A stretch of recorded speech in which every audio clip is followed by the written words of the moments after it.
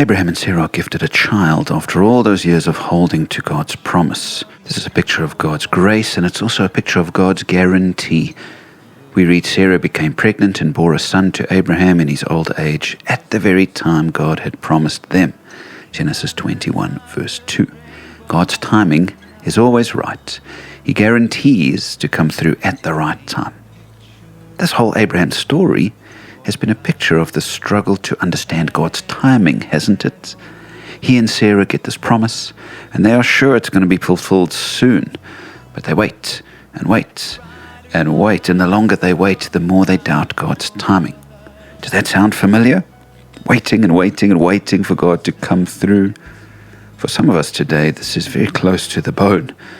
We're immensely frustrated that God is not doing what we know He can do in our time. A few centuries after Abraham and Sarah, the Israelite people had drifted from God. They had turned from Him and things were not looking good. In the midst of all this turmoil, God sends a prophet named Habakkuk. And the message God gives this prophet is twofold. First, he is to tell them that they're going to go into exile. Babylon will overtake them, destroying their sacred city and oppressing them all.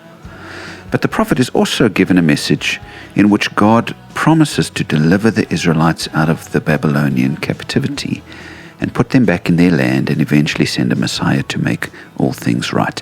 Now look at what God tells him to say. For the revelation awaits an appointed time. It speaks of the end and will not prove false. Though it linger, wait for it. It will certainly come and will not delay. Habakkuk 2 verse 3.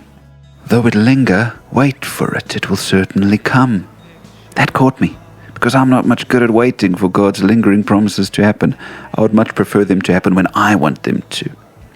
But Abraham's story, on the other hand, is a picture of waiting even though God's promise was lingering.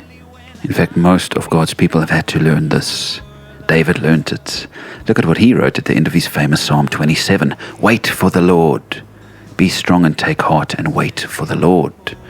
Psalm 27 verse 14. Maybe this is a picture you need today. To be strong, to take heart and wait for the Lord, because His timing will be right, as it was for Abraham and Sarah. They waited and waited and waited. God's promise lingered, but at the right time, God came through. I believe strongly that the same thing happens in our lives over and over, because His perfect timing is guaranteed. Na, na, na.